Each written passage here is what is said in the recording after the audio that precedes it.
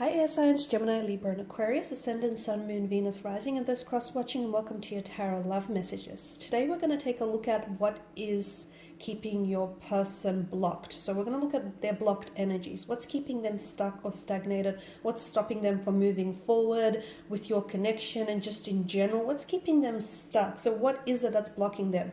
If there's any internal or external factors, and how we can maybe try and help alleviate some of these blocked energies. It is a general reading, therefore it is going to be, the messages are going to be general, so please just keep that in mind. If you're after a personal tarot reading, feel free to reach out and inquire. I will list my email address just below the video here. So let's go give the cards a shuffle and see, what is keeping your person stuck. So I just want you to take a moment and focus on your person and their energy. Focus on the areas that you would like to improve, with your connection with them. So for instance, if you feel like your person isn't very good at communicating, what's holding them back from opening up? Or if you feel like your person is very closed off, what's holding them back from coming forward here? So just focus on the areas that you would like to unblock.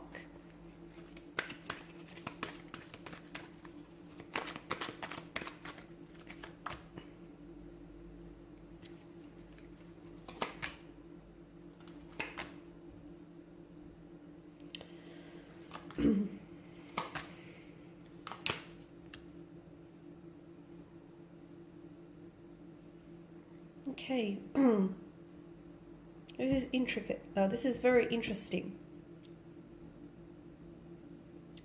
Your person has behavioral patterns.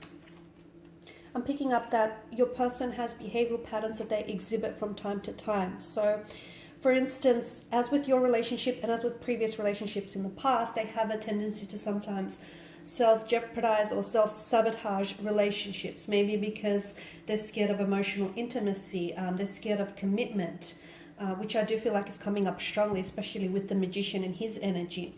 So every time a relationship or a connection gets serious, or something looks like it's something stable, it's something long-term, they vanish or they pull away. This is behavioral patterns, and this is holding patterns that they continue to exhibit. So they have some paradigms which I feel like need breaking or need shifting.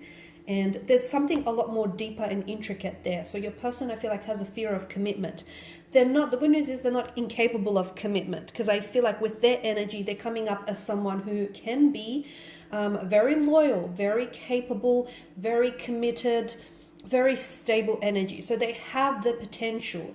The sad news is that person doesn't realize, or that person isn't utilizing their utmost potential here. So I feel like if they work on themselves, especially if they work on themselves internally, it will vastly improve things externally, especially when it comes to your relationship with your person. Your person has a very strong attachment. They may even have an anxious attachment style here. They may have a tendency to cling to, I feel like they have a tendency to cling to certain people, especially if that person plays somewhat of a security blanket for them. They do want a future. I feel like your person does want a future, and they do want to move things forward. So the intention is there, except I feel like there are certain obstacles that keep popping up from them. Again, I feel like a lot of it is internal. Your person, I feel like, has been really hurt in the past with the Four of Swords. It's a wounded soldier. And I feel like your person hasn't dealt with some of this past hurt or past pain. This is still lingering, and it keeps surfacing in all romantic relationships, including this one that you have with them. So if they continue to suppress some of those emotions or some of those past hurts, unfortunately your relationship will not manifest, and it will not blossom in the way that you want it to. So first and foremost, I feel like there is some internal inner work that your person has to do before the overall relationship can improve. They have abandonment issues, okay? I feel like they might have grown up in a home in which maybe they might have not had a full-time mother or a full-time father. Their father or mother might have just walked out on them. They might have been in a relationship in which they felt abandoned by their lover, or they may not have very strong relationships with their siblings. They definitely have abandonment issues. And because they grew up with it, it's a sense of normality for them. And this is why they tend to This is why they themselves tend to ghost, or they tend to pull away, or they tend to vanish, especially when things start getting serious.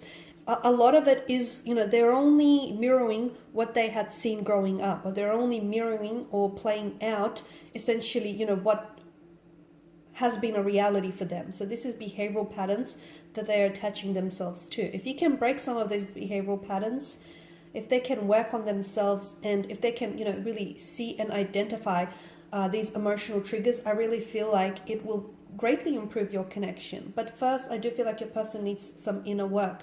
They need to work on themselves. I can see that there is hurt, and I see that there is emotional trauma or even insecurity issues that your person needs to work with. These abandonment issues, they have trust issues. They feel like everyone that they've ever loved has disappeared, or has just vanished on them. This is why they do it to other people. They say that hurt people hurt others the most, because it's all that they know. It doesn't make them a bad person. It doesn't make them a bad energy here. I don't feel like they're malicious in any way, shape or form, but I just feel like your person has been so accustomed and so adjusted to the pain that they feel like pain is all they ever know. And then they feel like pain, relationships come with pain, romantic, professional or business. They just associate pain with such a large part of their life growing up. So hurt people do hurt others, and they tend to hurt others the most.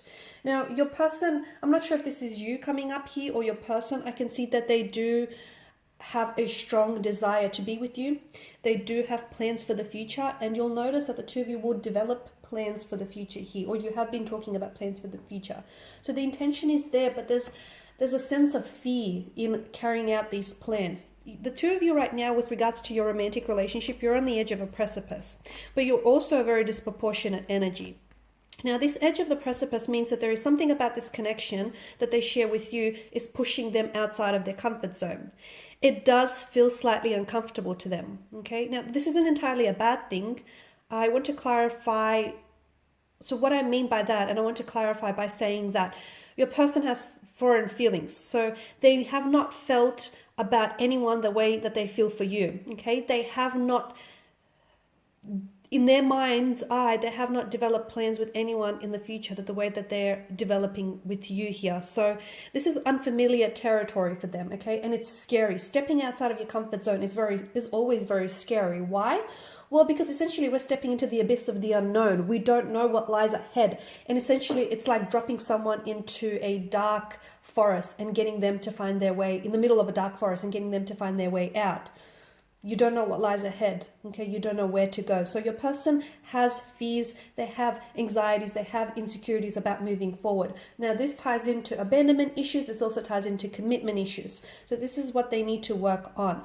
I recommend that you take baby steps in order to preserve this connection, because I do feel like this is someone who has a very strong attachment to you, and they may ghost, okay, or they may disappear on you, but I do feel, or there may even be a fluctuating presence, but I feel like there's something that will always keep them coming back to you. Again, that foreign feeling that they feel for you, they've not felt for anyone else. I've mentioned the two of you have a disproportionate energy. This is really important, because what's happened is you will not be able to manifest this relationship if the two of you are not on the same wavelength, and you're not.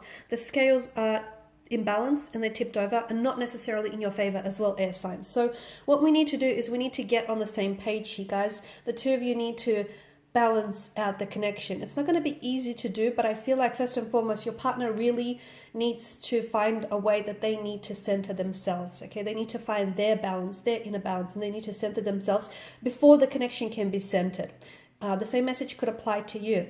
And then the two of you need to get on the same wavelength, because if you're not a vibrational match for each other, try as you might, this will never work. This is why you need to get on that same wavelength, on the same page. You will need to see eye to eye. Okay, the two of you both need to go in the same direction if you both want to end up with each other. Otherwise, your paths will split here. So this is what I mean by a disproportionate energy. We need to find a balance, okay? We need to find a balance, and we need to center ourselves before the two of you can, have the connection centered. Okay, guys, so this is your reading here. I hope that these messages have been helpful for at least some of you, if not all of you watching. I do feel like there's promising potential with this connection. but you know, all human beings are flawed creatures. So look, there definitely needs to be some inner work.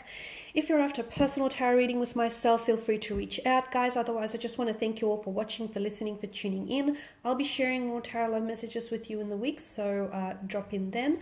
Also, feel free to show your support by subscribing to this channel, liking, sharing, and I'll be catching up with you guys later. Bye for now.